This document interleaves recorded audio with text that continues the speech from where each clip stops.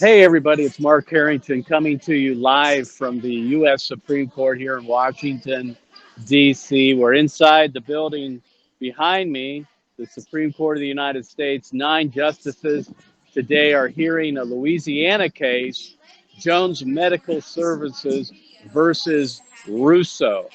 And this case is dealing with whether it should be a requirement for abortion facilities to have transfer agreements or privileges, that is, hospital privileges in transferring women who have had abortions to hospitals.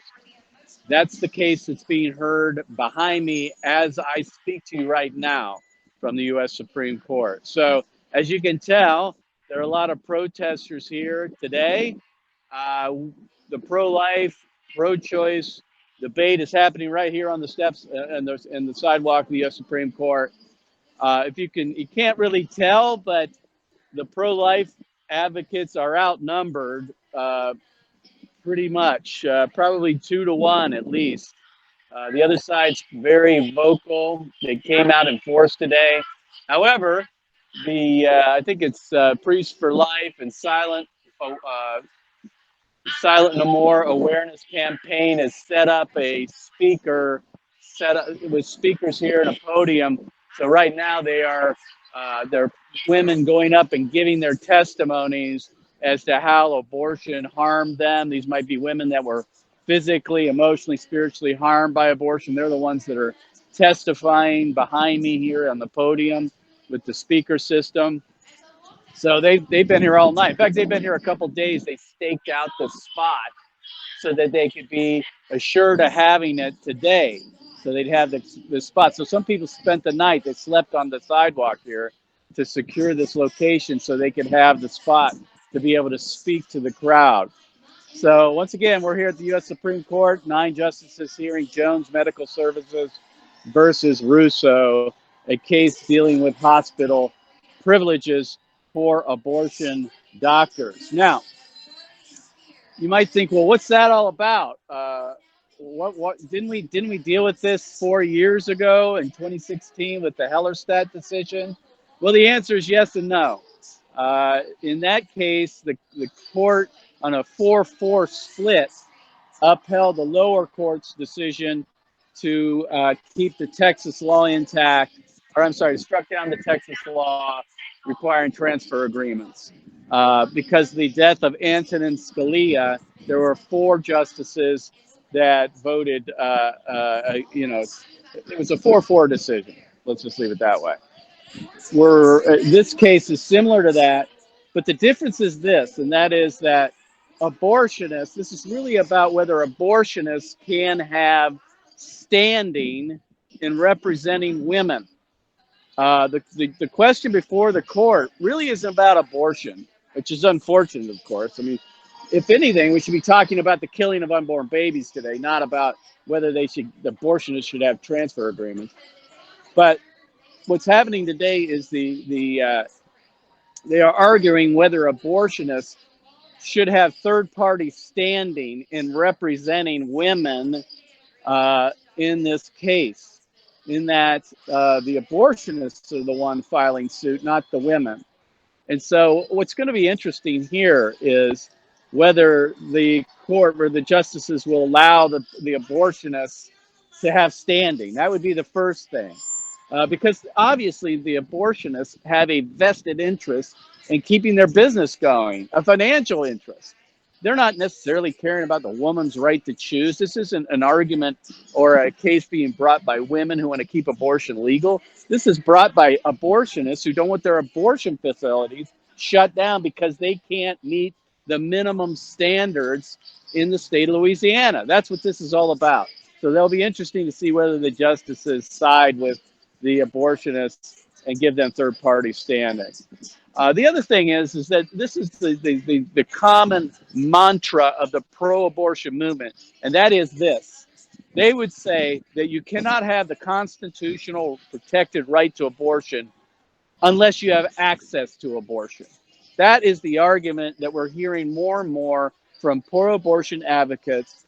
Again, that they say if you have this constitutional right supposedly protected by the U.S. Constitution and the Roe v. Wade decision, then you have to have women have to have access to that right.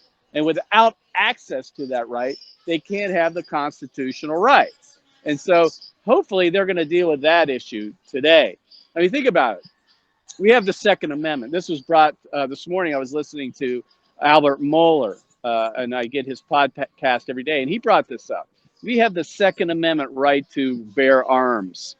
But that right to bear arms does not guarantee a right to buy a firearm at your local gun store, right? I mean, there's no right to the access to guns is not a guaranteed constitutional right. What is a right is the right to bear them. You can have them, but it doesn't mean that there has to be several gun stores in every city in America to be able to provide firearms to those who want to exercise their Second Amendment rights. And so it is with abortion. There should be no right to the buildings, the fact that there's a accessible place to go kill your baby. That is not, access is not the right. The right is to perform the abortion or to have the abortion, which of course isn't the right. But so they're trying to say without access, there is no right to abortion. That's what's being heard behind me this morning. Those two things, whether the abortionists have standing, a third party standing to represent women, and whether access to abortion equals the right to abortion protected so-called by the U.S. Constitution. So that's what's happening today here at the U.S. Supreme Court. Now, let me just talk in a broader sense of what's going on here. I've been doing this for over 20 years. And I'll be honest with you, coming here today is it's depressing for me as a pro-life advocate.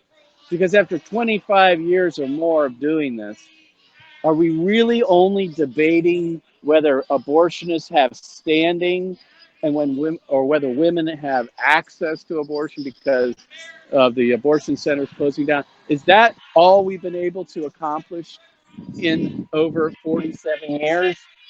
What we should be hearing behind me in the court is whether there is a right to abortion, and whether abortion is a constitutionally protected right or not, or whether it violates the U.S. Constitution. We all know that Roe versus Wade is bad law, that it was wrongly decided and needs to be overturned, right, and returned back to the states.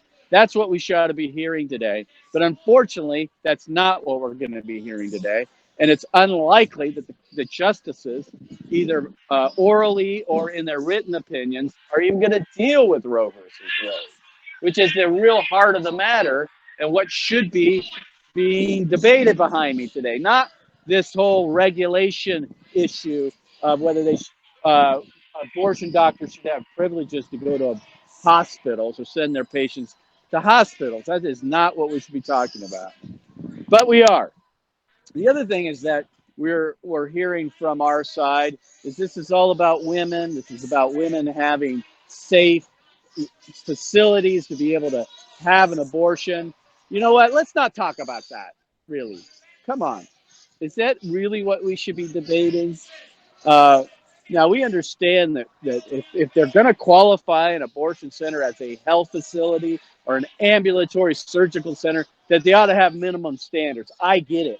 And the reason why, and I'll be overt about this, the reason why you put regulations on the abortion centers, whatever they are, is not to regulate it to make it safe so women can kill babies. You want to regulate it out of business. That's the point, is that abortion centers can't keep regulations because they are the dark side of medicine, if it's medicine at all. And they are the bottom feeders, the abortionists. They aren't physicians. They're not doctors. They're serial killers. They're serial killers. And we shouldn't make it easier for women to have an abortion by regulating them and making their facilities safe. I get it. The reason we're doing that, and I'll be open about that in part, is we want to hold them to the same standards that any other health facility would be held, knowing that they can't, and that would cause them to close. And that's why so many abortion centers across America are closing. So in the bigger picture, what we should be hearing today is the issue of whether the unborn are persons protected under our 14th Amendment, whether we should be Roe versus Wade is constitutional or not, and it should be overturned and returned back to the states. That's what we should be talking about today, not or regulating abortion. That's what's unfortunately happening behind me. So finally, let me just say this. I'm an and both guy. That means that the things that are happening behind me are helpful and still important, but we need to be working both sides of the equation, trying to put justices on the U.S. Supreme Court who will overturn Roe versus Wade, given the correct case, and this won't be one of them probably, overturning Roe and sending it back to the states. That means electing a pro-life president like President Trump. And so for me personally, I am supporting President Trump for reelection because I realize the U.S. Supreme Court is still an important place that we need to have a presence, and we need to have justices that will overturn abortion precedent across America, including overturning Roe versus Wade. And the good news is that we have two justices on the court now that weren't on the court 4 years ago. That's Justice Kavanaugh and Gorsuch. So we should likely have a different outcome today than we had 4 years ago. So we want to elect pro-life presidents who can nominate pro-life, strict constructionist justices on the U.S. Supreme Court, and which is still important, and we continue to do that. But we don't want to put all our eggs in that basket. If we put all our eggs in that basket, this is all we're going to get. What we need to be working is the state legislatures, which is what we have been doing at Created Equal as much as we can. Although we're not a political organization, we focus on changing culture, changing hearts and minds, because politics is downstream from culture. We realize we're not going to have cultural change without changing individual hearts and minds with the truth about abortion, about humanity, and the truth of the gospel. We realize that, and that's why we are focused in doing that. That's why at this very moment, we are in the state of Florida visiting college campuses, because we have the long view. We realize that we are probably in no position right now, if you look at the abortion debate, to end abortion per se, but that doesn't mean we don't attempt to do so at the state legislatures, but we're trying to change hearts and minds so we can eventually change public policy. That's what we're about. That's what I believe. You've got to change culture to change public policy. But that doesn't mean you just neglect legislation and so forth, or neglect the Supreme Court or the presidency. Those are important things as well. So we should be working at the state level to pass bans on abortion, outright, total, abolishing abortion. We should try doing that. And if we can't do that, something short of that is if it's possible, like heartbeat bills, which we attempted and got passed in the state of Ohio and other places around the country, which hopefully will make their way up to the U.S. Supreme Court. And I can say this, a heartbeat bill goes at the heart of Roe versus Wade because it challenges Roe's primary findings, the primary findings of Roe versus Wade. This case does not, and so that's why we're supporting state efforts to ban abortion, because states have sovereignty under our system of federalism.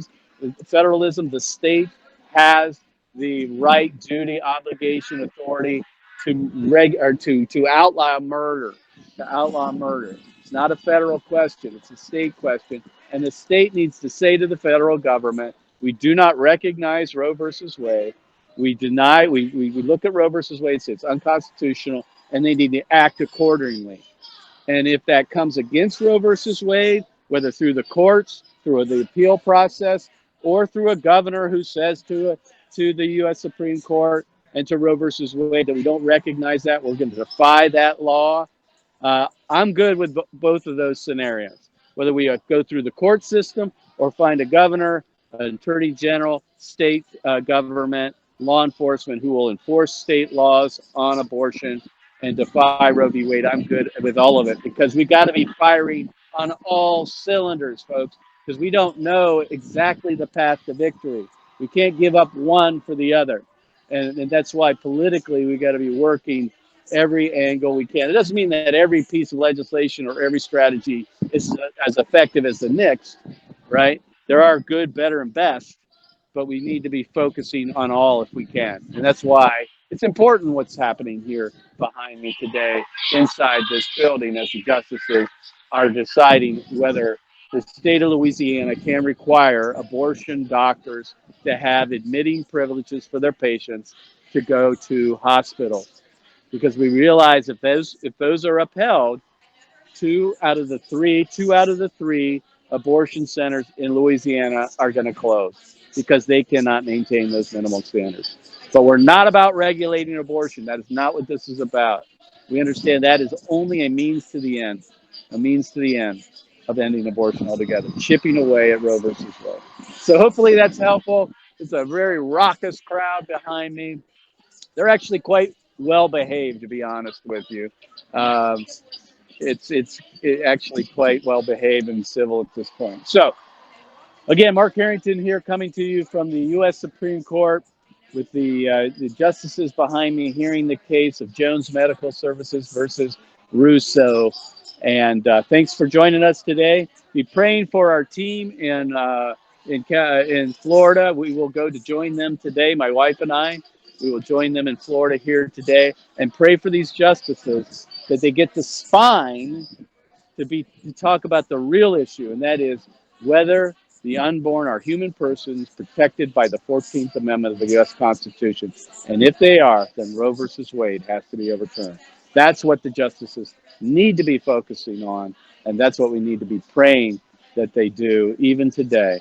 And also be praying for our president as we go into the election season, that he could get a second term, put another one or two justices on the U.S. Supreme Court, so we could really get to the heart of the matter, and that is overturning Roe versus Wade, getting this debate, the killing, the murder of unborn babies, out of the hands of the Supreme Court and into the hands of the people at the state legislature level.